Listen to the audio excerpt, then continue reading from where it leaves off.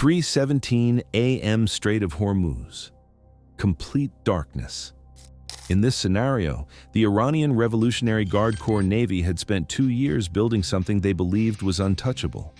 Not a missile battery, not an underground bunker, not a hidden radar installation. A fleet, 47 vessels, fast attack boats, missile corvettes, mine-laying ships, submarine chasers, all positioned across 3 separate naval bases along the Iranian coastline. Bandar Abbas, Yask, Bushehr.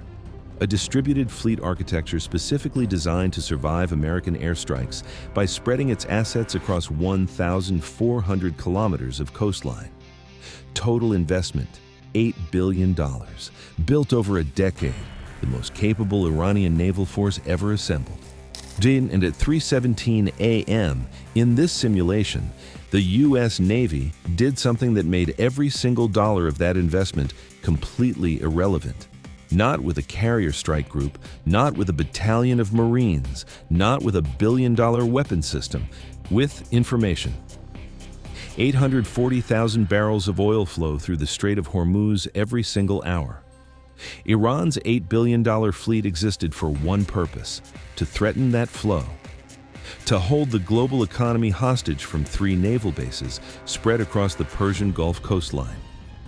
In this scenario, by sunrise, not one of those bases was operational. This is that story. To understand what the U.S. Navy dismantled that night, you need to understand what Iran's distributed fleet doctrine actually represented.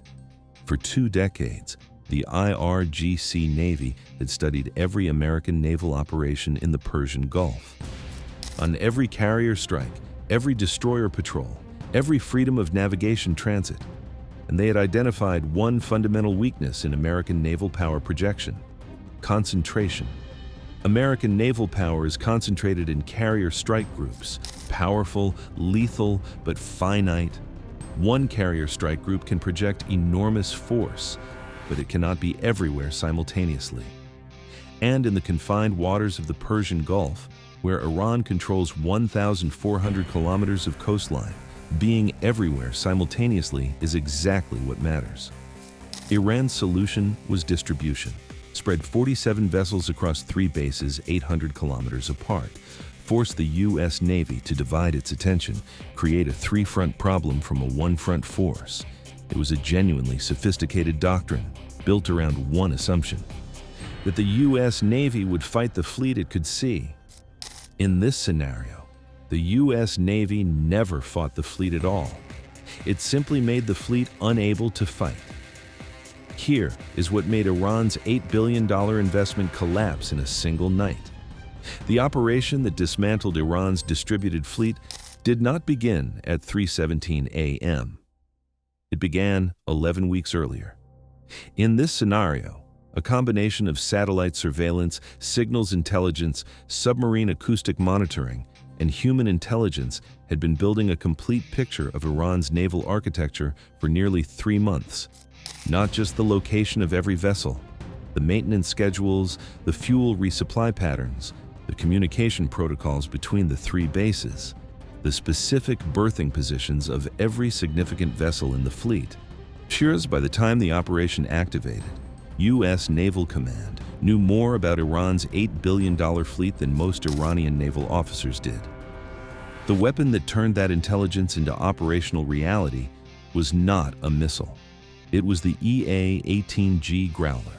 4 Growlers had been launched from USS Gerald R. Ford at 1:43 a.m., 94 minutes before the main operation began. Their mission was not jamming, it was mapping, recording every active electronic emission from all 3 Iranian naval bases simultaneously. Every radar system, every communication frequency, every vessel tracking system, every early warning sensor. By 2:47 a.m., the Growlers had a complete electronic picture of every system protecting Iran's $8 billion fleet. Activation to full electronic blindness across all 3 bases, 8.1 seconds.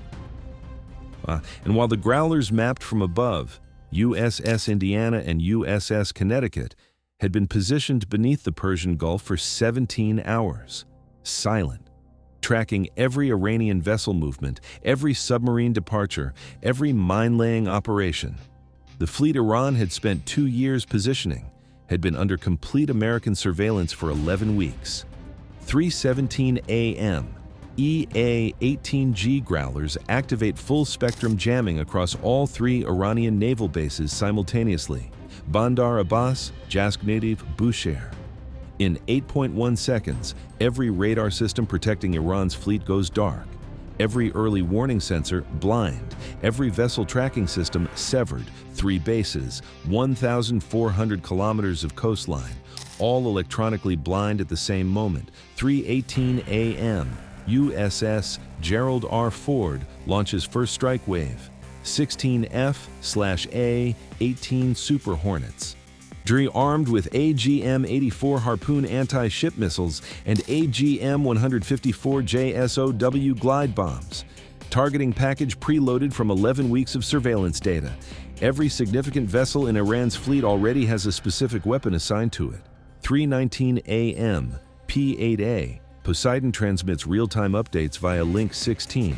Iranian vessels attempting to get underway, detected immediately. Updated targeting solutions push to inbound F/A-18S in real time. There is no escape route that the P-8A cannot see. 3:21 a.m. First Harpoon missiles reach Bandar Abbas, Iran's primary naval base, home to 14 of the fleet's most capable missile corvettes. Harpoon's active radar homing, fire, and forget. In this scenario, 11 corvettes neutralized at their berths before a single crew member reaches their battle station. 3 vessels that had managed to get underway, tracked by P-8A, targeted by follow-on strikes. 3:23 a.m. Jaskh Naval Base, Iran's newest facility. 8 fast attack boats and 2 mine-laying vessels. JSOW glide bombs released from 40,000 feet, GPS-guided. No radar emissions from the delivering aircraft. Iranian air defense systems, already blind from Growler jamming, cannot respond to weapons they cannot detect from aircraft they cannot track. 3:24 a.m. USS Indiana launches 4 Tomahawk cruise missiles from beneath the Persian Gulf, targeting Iran's submarine maintenance facility at Bandar Abbas, the facility that keeps Iran's 3 Kilo-class submarines operational. Without this facility, those submarines cannot conduct extended patrols. GPS-guided, 3-meter accuracy. In this scenario, the facility ceases to exist at 3:31 a.m. 3:26 a.m. Bushehr Naval Base, southern anchor of Iran's distributed fleet, 12 vessels including Iran's 2 most capable frigates. Second wave F/A-18S releasing ordnance. Both frigates, the most expensive single assets in Iran's $8 billion fleet, neutralized at their berths. 3:28 a.m. Iranian early warning stations along the Hormuz coastline attempt to reactivate on backup power systems. EA-18G Growlers detect new emissions in 0.4 seconds. Backup systems jammed before completing startup sequence. Iran's coastline remains electronically blind. 3:31 a.m. Tomahawks reach submarine maintenance facility. In this scenario, 3 sequential detonations. The facility that kept Iran's Kilo submarines operational, gone. 3:33 a.m. P-8A detects 4 Iranian fast attack boats that had been at sea during the operation, attempting to return to Bandar Abbas. FA-18S already returning from first strike wave redirected. All 4 boats neutralized before reaching port. 3:37 a.m. USS Connecticut surfaces targeting solution on 2 Iranian Kilo-class submarines that had been at sea. Single active sonar ping directed at each. In this simulation, the message is unmistakable. We know exactly where you are. Both submarines immediately begin emergency withdrawal towards shallow coastal waters, away from the fleet engagement zone. 3:41 a.m. Final strike wave complete. All 3 Iranian naval bases assessed. Bandar Abbas, neutralized. Jaskh, neutralized. Bushehr, neutralized. 3:44 a.m. EA-18G Growlers stand down jamming. Iranian radar systems begin reactivating across the coastline. They find nothing left to protect. 3:52 a.m. USS Gerald R. Ford commanding officer transmits operational assessment to U.S. Naval Command. In this scenario, Iran's $8 billion fleet, 47 vessels across 3 bases, 1 night, 1 operation, neutralized. In this scenario, Iranian state media faced an impossible situation at sunrise. The fleet that was supposed to hold the Strait of Hormuz hostage was gone. Not damaged, not degraded. Gone. 3 naval bases that had taken a decade and $8 billion to build, neutralized in 27 minutes by an operation that Iran's early warning systems never detected until it was already over. Press TV broadcast a carefully worded statement. In this simulation, Iranian naval forces had conducted a successful defensive repositioning in response to American aggression. All vessels were operating as planned. Iran's naval capability remained fully intact. Satellite imagery told a different story.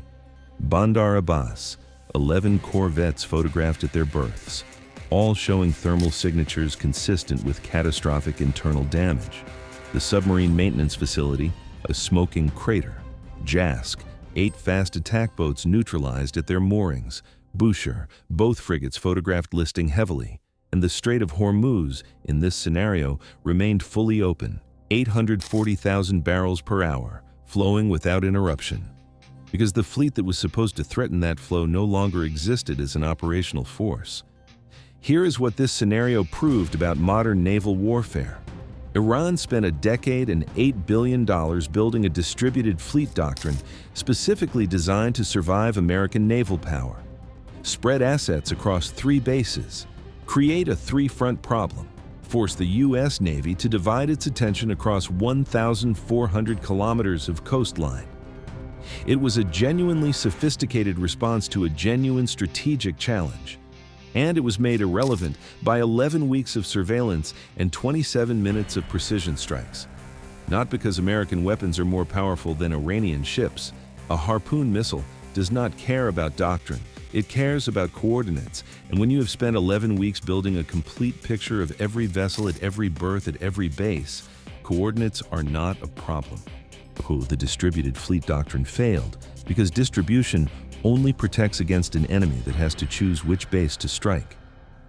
Against an enemy that can strike all 3 simultaneously, with weapons already assigned to specific vessels from 11 weeks of surveillance data, distribution becomes a liability.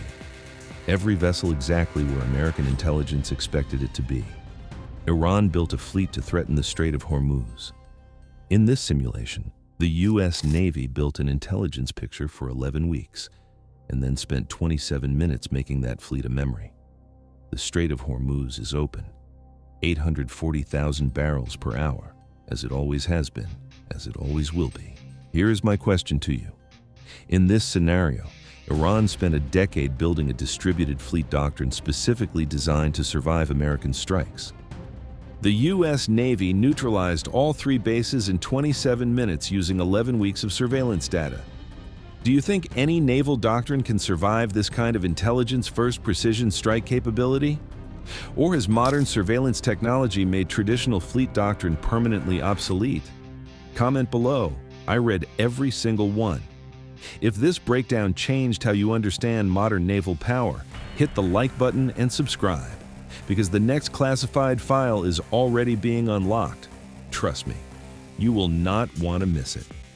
The events, dialogues, military operations, and outcomes depicted in this video are entirely fictional and created purely for educational and entertainment purposes. This is a hypothetical what-if scenario based on publicly available information about real-world military capabilities, weapon systems, and geopolitical tensions. No part of this video should be interpreted as a factual report of real events. All military engagements, casualty figures, and operational details shown are dramatized and do not represent actual incidents. We do not glorify war or violence. Our goal is to analyze military technology and doctrine in an engaging format. Viewer discretion is advised.